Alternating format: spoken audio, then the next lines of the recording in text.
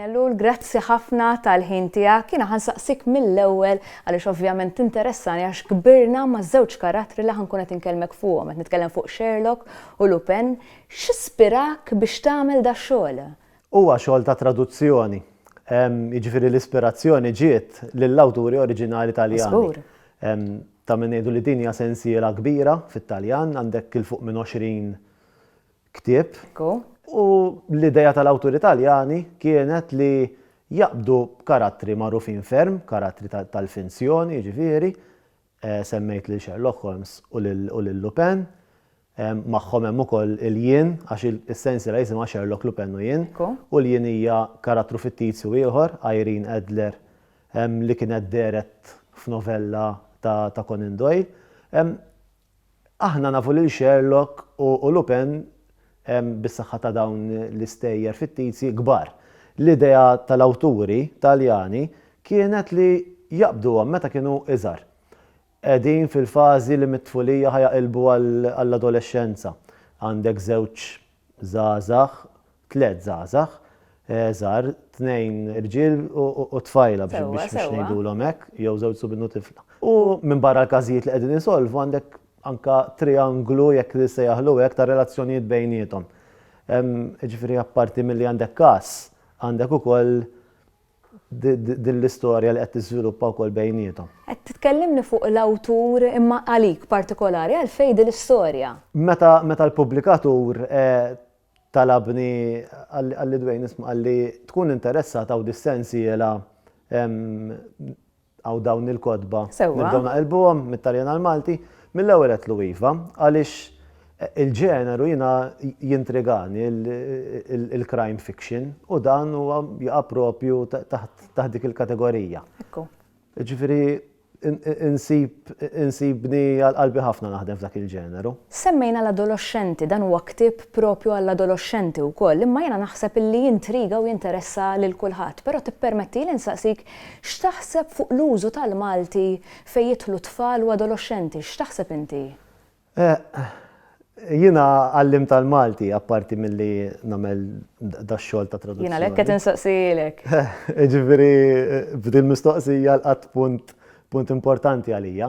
Jiena naħseb li għaddej ħafna xogħol tajjeb fejn jidħol il-Malti, ġifieri l-għalliema qed jagħtu sehemhom. Ix-xena tal-mużika qed tisplodi bil-Malti. Naf għandek l-Aġenzija Nazzjonali tal-Litterizmu pereżempju qed tagħmel ħafna xogħol tajjeb. Imma dan il-ħafna xogħol tajjeb li qed isir mhuwiex se jkun biżżejjed jekk il-ġenituri ma jkellmux il-wliedhom bil-Malti. U meta ngħid il-ġenituri tfisser il-ġenituri, mhux in-nanniet. Il-ġenituri. Għaliex meta inti tkellem lulidek bil-Malti qed tintroduċihom għal mod kif jaraw id-dinja bil-Malti. Llum ħafna studenti li nagħllem jiena fil-break jitkellmu bl-Ingliż. Jaħsbu bl-Ingliż u jispiċċaw. Meta ħajkbu biċċa xogħol bil-Malti, ma jaħsbux bil-Malti, allura qed jitraduċu. Ħafna drabi jitraduċu kelma b'kelma u t-traduzzjoni ma ssirx hekk. Lill-istudenti per se, x'tissuġġerilhom inti meta tkun qed tkellimhom anke fejn jidħol l-użu tal-Malti? Li qed ngħid li jitkellmu bil-Malti. Jiena qed nitkellem anke fuq kodba u qari wkoll.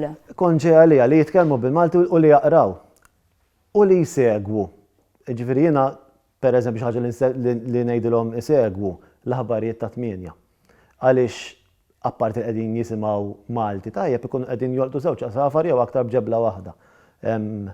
Ġifieri qegħdin iżommu ruħhom aġġornati ma' x'qed jiġri madwarhom, fl-istess waqt qegħdin isiru midħla ta' reġistri ngħidulhom ġifieri il-Malti tal-ekonomija pereżempju, tal-politika, ta' dak li huwa soċjal.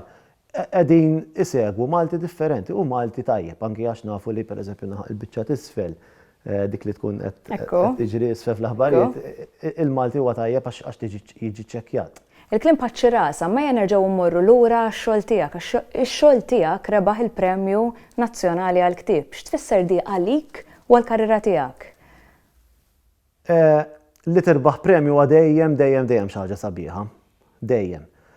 Ġifri kuntent u gburi li nirbaħ premju. Aħna Malta m'għandniex premijiet oħra, għandna Premju Nazzjonali tal-Ktieb u kuntent ħafna. Però dejjem meta naħseb fuq dil ħaġa niddefamiljarizza, ġifieri ngħid imma l-Premju Nazzjonali tal-Ktieb x'inhu? Għandek bord ta' ġudikanti, għandek dawn huma nies imħarġin ħafna u jifmu fis-suġġetti li jkunu qed jaġġudikaw il-premji tal-ihom, u l-dawn l-ġudikanti ix-xogħol tiegħi oġobhom. Ġifieri dak għalija diġà huwa hija xi ħaġa sabiħa, imma mbagħad għalija huwa premju wkoll li nkun qed jedittja li l-editur jgħid li Dwejn kemm dort magħha tajjeb din, nifraħ ħafna. Jew inkun qiegħed il-librerija tal-iskola u nara l-istudenti jisselfu s-sensiela ta' Sherlock pereżempju, ngħid dak premju kbir għaliex qed inqarreb it-tfal, jiena t-tfal nagħllem, lejn iktib bil-Malti.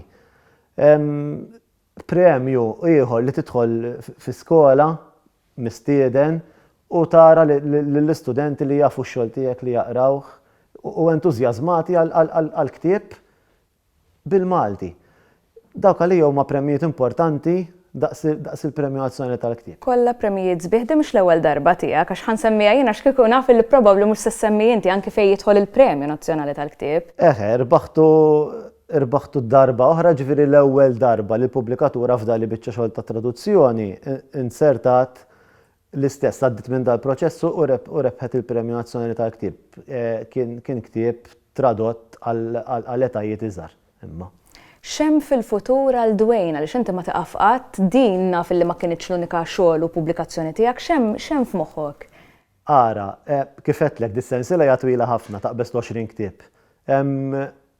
U m'għandix frasi li nitlaqa għalissa, ġifieri aktar Sherlock, Lupin u jien. Jekk Alla jrid jibqgħu ħirġin, imma jiena għandi si oħra f'dik li hija akkademja. Ġifieri kull sena nara li nirriċerka xi ħaġa dejjem kemm jista' jkun il-qasam tiegħi huwa addizzjonali, dejjem nipprova nagħmel biċċa riċerka u nissottomettiha biex tiġi pubblikata. Bħalissa qed nirriċerka pereżempju fuq id-dizzjonarju ta' Dunkarm, ġejja konferenza jekk Alla jrid f'Ottubru. Jiġifieri hemm dejjem dawn iż-żewġ saqajsa, għandi dak li huwa akademiku u dak li huwa letteratura. Ħanipprova nara li dawn it-tnejn jibqgħu mixjin il-qudiem. Nixtieq nitolbok messaġġ li forsi tixtieq tgħaddi jew li tista' tgħaddi għat-tfal jew adolescenti li tinteressahom ħafna anke l-lingwa Maltija, iħobbu anke jfittxu fuq kitbiet u forsi jixtiequ jagħmlu dak l-ewwel pass anke fejn tidħol il-kitba. Illum tidħol ġo Liberija titpaxxa. Ħan nitkellem fuq kotba b'mod ġenerali, ġifieri kotba bl-Ingliż m'hemmx għalfejn insemmu. Imma anka fejn jidħlu kotba bil-Malti, illum hemm għażla enormi. Hemm xogħlijiet oriġinali, hemm traduzzjonijiet. It-tfal u żgħażagħ u kulħadd inħeġġiġhom jaqraw ħafna, jien nitkellem fuq il-Malti, jaqraw ħafna bil-Malti, jaqraw b'kull lingwa li jafu, imbagħad jiktbu. Ma jidejqux jiktbu, jesprimu ruhom, il-lingwa qiegħda hemm biex hija mezz kif dak li għandi hawnhekk jiena noħorġu fuq barra. Allura jiktbu, imma ma jiktbux bl-attitudni li dak li qed nikteb huwa ispirat u tajjeb mill-ewwel. Awturi kbar jibqgħu jirrevedu, jibqgħu jorqmu, jgħaddu x-xogħol tagħhom li ftit nies, jisimgħu l-opinjoni tagħhom, jirrevedu, jarmu.